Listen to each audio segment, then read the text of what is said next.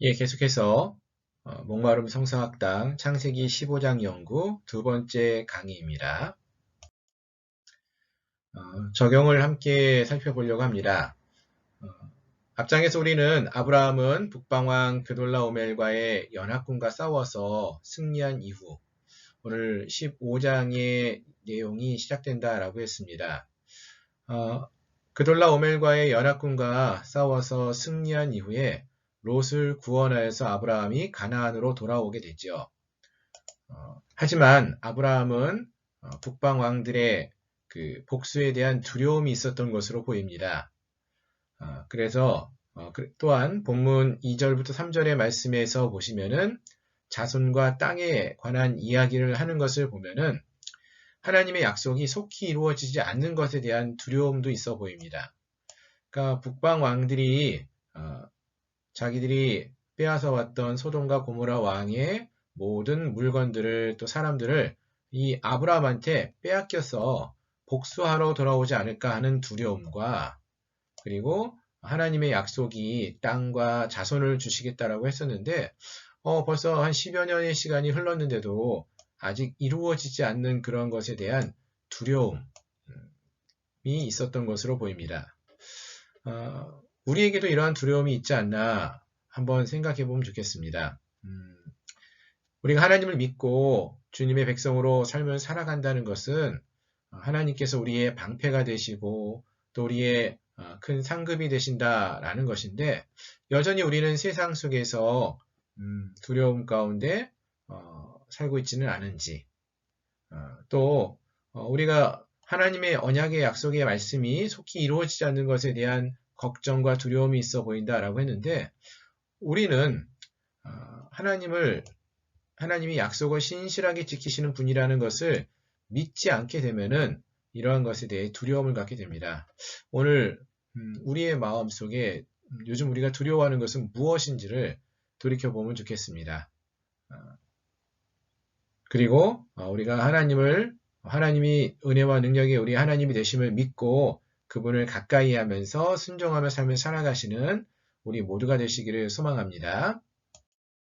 두 번째로 하나님의 기다림을 우리가 좀 생각해 보면 좋겠는데요. 14장에서 아브라함은 두려움 없이 전쟁에 임하였고요. 또 전쟁에서 큰 승리를 거두고도 전리품을 갖지 않겠다라고 하면서 온전히 하나님을 신뢰하는 좋은 믿음의 모습을 보여주었습니다. 15장에서는 대조가 되어지는데요. 앞에서 말씀드린 것처럼 여전히 두려움과 상급에 대해 아쉬워하는 이 아브라함의 모습이 있습니다.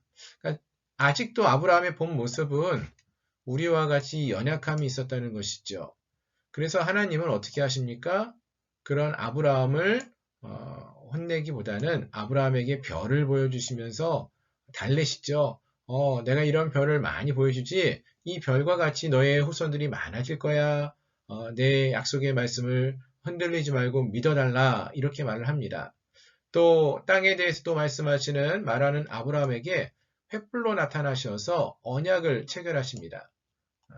그러니까 즉 하나님은 이 아브라함이 하나님을 온전히 신뢰하고 믿을 수 있도록 인내하시고 또 포기하지 않고 기다려주시고 지속적으로 별을 보여주시고 언약을 체결하시면서 아브라함의 믿음의 성장을 이끌고 계시다는 거예요.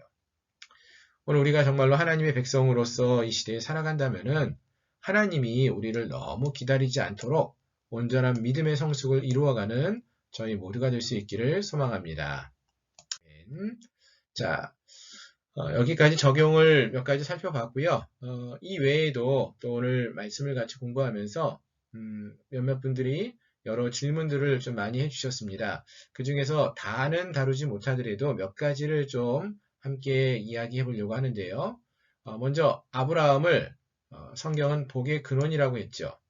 그리고 하나님께서 아브라함을 축복하셨다라고 했는데 오늘 본문 창세기 15장에 보시면은 아브라함의 후손이 이제 이방에 객이 되게 하시고 400년 동안 그 이방 땅에서 객이 되어서 괴로움을 당하게 하신다.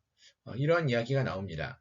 왜 하나님이 아브라함을 복의 근원이라고 하시면서 이방의 객으로 또 400년 동안 괴로움을 당하게 하시느냐?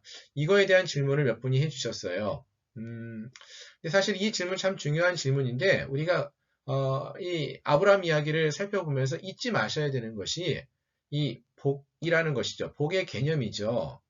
여러분 우리가 이 복이라고 했을 때 우리가 여러 가지 생각할 수 있어요. 특별히 일반적으로 우리가 생각하는 복은 이 세상에서 잘 되는 거죠. 물질도 많아지고 세상에서 성공하고 떵떵거리고 살고 그런 것을 아이고 복 받았네 이런 말을 합니다. 그래서 창세기 12장 우리가 공부하면서 우리가 말하는 우리가 추구하는 복은 그러한 복이 아니라고 했어요. 하나님이 아브라함을 너는 복이라 복이 되라 이렇게 말을 했을 때 너 세상에서 성공해라 너 세상에서 많은 것을 소유해라 이렇게 되라 말씀하지 않으셨다는 거예요. 아브라함을 복의 근원이라고 하시면서 너 복이 되라 이렇게 말씀하신 것은 너를 통해서 이 아브라함을 통해서 하나님을 알지 못하는 많은 사람들이 하나님을 알게 되는 것 그게 복이라고 했습니다. 하나님을 아는 것 하나님과 함께하는 동행하는 삶을 사는 것이 복이에요. 아브라함을 복의 근원이라고 하셨죠. 그러면은 이 아브라함은 어떠한 삶을 살아야 됩니까? 이제 그의 삶을 통하여서 많은 사람들이 하나님을 더 많이 알아가야 돼요. 자, 이 아브라함과 그의 후손이 이제 이방의 객이 되게 하신다고 하십니다. 실제로 나중에 요셉이 애굽의 총리로 내려갔다가 그 요셉이 있는 애굽으로 야곱과 그의 온 가족이 아브라함의 후손들이 이주하죠. 그러나 그곳에서 융숭한 대접을 받지만 결국 애굽 땅에서 이방의 객이 되어집니다. 그리고 그 애굽 땅에서 400년 동안 머물게 됩니다. 물론 이 400년 동안은 세상 속에서 하나님의 백성들이 살아가는데 많은 고통을 당하지요. 괴로운 시간입니다. 하지만 이 400년 동안은 하나님의 백성들이 이 야곱의 자손들, 이 아브라함의 후손들이 이 400년간 애굽 땅에 머물면서 한 가족들이 70여 명 되는 한 가족이 수백만 명이 되는 한 민족으로 성장하는 그러한 시간이 되어지고요. 또 그 가운데서 이스라엘 백성들이 세상과 다른 애굽 사람들과 다른 삶을 살아가면서 하나님에 대해서 애굽 사람들에게 보여주었다는 거예요. 이 이스라엘 백성들이 사는 삶의 모습들을 통해서 하나님의 백성은 어떠한 백성인지, 그들이 섬기는 하나님은 어떠한 하나님이신지를 설명해 주셨어요. 보여줬어요. 그래서 우리 잘 아는 출애굽기에서 보시면은 출애굽하는 과정 속에서 이스라엘 백성들이 섬기는 하나님이 얼마나 큰 은혜와 능력의 하나님이신지를 10가지 재앙을 통해서 보여주시고 또 여러 가지 일을 이끌어 가시면서 보여주었어요. 즉 이들에게도 하나님을 알 수 있는 기회가 주어진 것입니다. 결국 아브라함을 복의 근원으로 사용하신 것이죠. 그래서 하나님께서는 아브라함을 복의 근원이라고도 하시고 그러한 아브라함을 통해서 이방의 객이 되게 하시며 400년 동안 그곳에서 괴로움을 당하게 하시는 그 모습을 통해서 이 아브라함을 통해서 그의 후손들을 통하여서 하나님이 어떠한 분이신지를 이 이방의 모든 백성들도 보게 하시고 알게 하시는 그러한 축복의 통로로 사용하신다는 것입니다. 실제로 출애굽기에서 보시면은 이 이스라엘 백성들이 출애굽을 해서 애굽에서 나오는데 이들만 나온 것이 아니라 이 애굽 땅에 거하던 많은 사람들 중에서 이방인들도 이 이스라엘 백성들을 쫓아서 함께 나온 사람들도 있었다고 했습니다. 결국 아브라함의 후손이 즉 아브라함이 그들에게 선한 영향력을 끼치고 하나님을 알게 하는 그래서 그들도 하나님의 백성이 되는 자리에 함께하는 복의 근원이 되는 그런 축복을 누리게 된 것이죠. 그것을 우리가 생각한다면은 요 1번 질문은 조금 더 우리가 많은 것을 좀 생각할 수 있고 깨달을 수 있는 그러한 질문의 답이다. 이렇게 말할 수 있을 것 같습니다.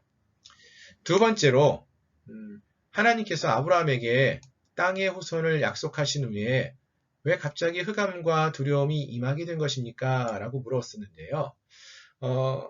우리 15장 말씀 읽다가 보면은 이제 그 하나님께서 이스라엘 백성들에게 아브라함에게 계약을 맺기 전에 땅을 소유로 받을 것을 알게 하시면서 이제 3년 된 암소와 3년 된 암염소, 순양, 산비둘기, 집비둘기 새끼 가져와라 하고 쪼개어 놓고 쪼갠 것을 마주대하게 놓게 하면서 준비하게 하시는데 이런 일을 할 때 보면은 바로 이 언약식이 체결되어지는 것이 아니라 해질 때가 되었을 때 아브라함이 깊이 잠이 임하고 있을 때 큰 흑암과 두려움이 그에게 임하였더라 이렇게 말합니다.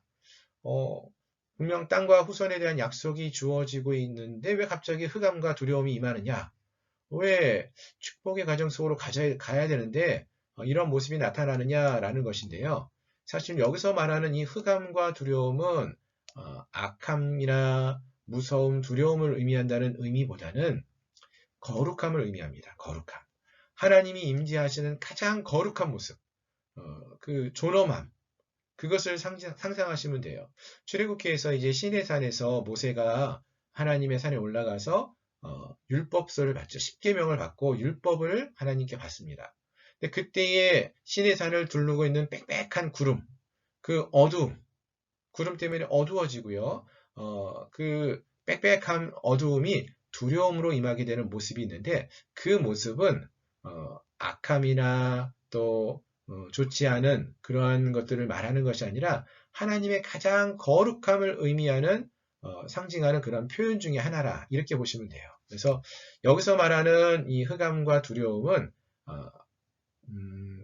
안 좋은 의미의 흑암과 두려움이 아닌 하나님의 거룩함을 상징하는 그러한 흑암과 두려움으로 보시면 되겠습니다. 자, 그리고 또 우리 몇몇 집사님들 이런 질문을 하셨어요. 왜 하나님은 아브라함에게 3년이나 된 암소, 또 염소, 순양 등을 준비하게 하셨습니까? 라고 했는데 이 3년 된 이 짐승들, 가축들이요. 사실은 이 가축들 중에서 가장 가치가 있는 좋은 것을 상징하는 의미입니다. 기름진 것, 가장 비싼 것. 예. 저도 뭐 소를 키워본 사람은 아니기 때문에 잘 모르지만 강아지들을 보면은 보통 한 1년, 2년 뭐 이 정도 되면은 크게 몸은 그 어른이 된 그 강아지와 어른이 된 개와 똑같아진다고 합니다. 따라서 이 3년 된 암소, 암염소, 순양이라는 것은 가장 좋은 재물, 가장 귀한 재물을 의미한다. 이렇게 생각하시면 되겠고요. 하나님께서 아브라함에게 이런 가장 귀한 것, 좋은 것을 준비케 하셨다는 것은 하나님께 드리는 제사 또는 여기서는 언약을 체결하기 위해서는 가장 존귀한 것을 드리면서 준비하라 라는 그런 의미로 볼 수 있겠습니다. 자, 네 번째로 왜 하나님은 아브라함에게 자꾸 그냥 자손과 땅을 주시면 되는데 내가 자손 줄게, 땅을 줄게, 믿어.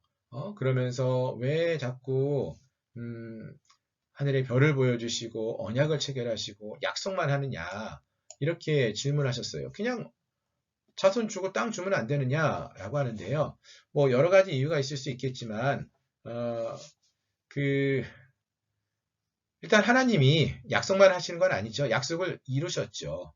하나님 안에서 이 시간은 결코 긴 시간 아닙니다. 짧은 시간이라고 할 수 있고 가장 좋은 시간이라고 할 수 있어요. 우리가 생각했을 때 내가 원하는 시간이 아닌 것처럼 보이니까 이것을 왜 약속만 하시고 안 주시느냐? 이 질문은 그런 의미가 있는 것 같은데 사실은 약속하신 것 반드시 이루셔요. 그래서 아브라함에게 우리가 생각했을 땐 늦지만 하나님이 생각했을 때 가장 정확한 시간, 나중에 살펴보겠지만 아브라함이 가장 그 믿음적으로나 잘 준비되었던 그 시간에 이삭을 주시고요. 또 이삭을 통해서 야곱과 에서와 또 요셉과 그 12 형제들을 주시는 하나님, 가장 정확한 때에 주시는 하나님을 볼 수 있고요.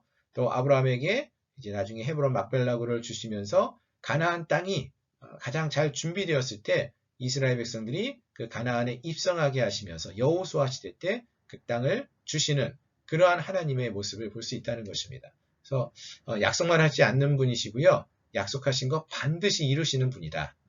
그때와 시간은 하나님이 정하신 가장 합당한 때에 주신다. 우리의 조급함이 하나님을 오해하지 않았으면 좋겠습니다. 자, 그리고 또 하나 이제 좀 어려운 질문 중에 하나였는데, 언약과 약속은 다른 의미인가요? 이렇게 질문하셨습니다. 뭐 언약이란 말도 나오고 약속이란 말도 나오는데 사실 이 둘은 뭐 크게 다르지 않습니다. 거의 동일한 의미예요. 단 구약 성경에서는 이 언약이라는 표현이 훨씬 더 많이 사용되고요. 이 언약의 표현 속에서 이 약속의 표현도 같이 사용되고 있습니다. 신약에서는 조금 구분되어지는 부분들이 간혹 나타나요. 그러면 이 언약과 약속은 어떠한 차이가 있느냐?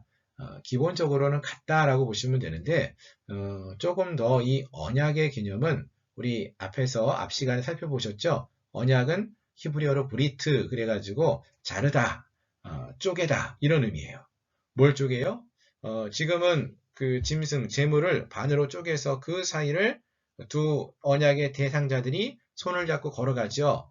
예, 그래서 이 언약을 지키지 않으면은 이 쪼개어진 짐승들처럼 그 생명을 다할 것이다. 너희가 쪼개질 것이다. 이런 다짐을 하는 거죠. 그런 의미가 좀 더 강하게 있다라고 보시면 돼요. 우리는 요즘 많은 약속을 하며 삽니다. 하지만 이 약속은 많은 사람들이 잘 지키지 못하죠. 왜요? 약속을 했지만 약속이 여러 가지 이유가 있어서 못 지킨다 이런 생각이 있어요. 그래서 약속의 의미 속에서는 그것을 지켜야 하지만 지켜야 할 것 이런 표현으로 조금 가볍게 여겨질 수 있다면은 언약은 그 의미 자체가 생명을 거는 거예요. 이것을 지키기 위해서. 그래서 이 언약서, 언약식, 이 언약이라는 것은 이것을 어길 시에 내 생명을 다할 것이다. 라는 그러한 의미가 동반된 약속, 이 정도로 우리가 생각해 볼 수 있지 않을까 생각을 해봅니다. 일반적으로는 언약과 약속이 다른 의미가 아니죠. 같은 의미죠. 하지만 구약 성경에서는 이 언약의 표현이 훨씬 더 많이 사용되고 언약으로 모든 것이 설명되는데 이 언약이 생명을 걸고 지켜야 할 것이라는 좀 더 강한 의미가 있다. 이렇게 보시면 좋겠습니다. 자, 오늘 두 번째 강의 여기서 마치려고 하는데요. 우리가 계속 아브라함을 살펴보고 있습니다. 근데 이 아브라함의 이야기에서 우리가 놓치지 마셔야 되는 것, 아브라함은 연약하지만 하나님은 그를 포기하지 않고 계속적으로 믿음으로 이끌어 가신다. 믿음으로 이끌어 가신다. 이 사실이에요. 15장의 말씀을 우리가 공부했는데 어떻습니까? 아브라함의 모습이 12장을 지나면서 13장, 14장에서 얼마나 좋은 믿음의 모습을 많이 보였습니까? 롯이 어느 땅을 선택할까? 이럴 때에도 먼저 좋은 땅을 선택할 수 있는 기회를 주어요. 그리고 또 14장에서도 롯이 포로로 잡혀갔을 때 생명을 걸고 와서 롯을 조카를 구해옵니다. 그리고 나는 어떠한 대가도 필요 없습니다. 이런 말 멋지게 하죠. 이렇게 보면은 참 애굽으로 내려갔다가 올라온 아브라함이 정말 믿음이 좋은 사람으로 완전히 바뀌어져 온 것처럼 보였어요. 그런데 15장을 보니까 이 아브라함 속에는 여전히 두려움도 있고 또 욕심과 걱정과 그러한 그 마음들이 있었다라는 것이 드러나고 있다는 것이죠. 그래서 하나님은 그러한 연약한 아브라함을 포기한 것이 아니라 밖에 데리고 나가서 너 밤마다 하늘의 별을 보이지? 그 별을 보면서 내가 한 약속이 이루어질 것을 믿어라.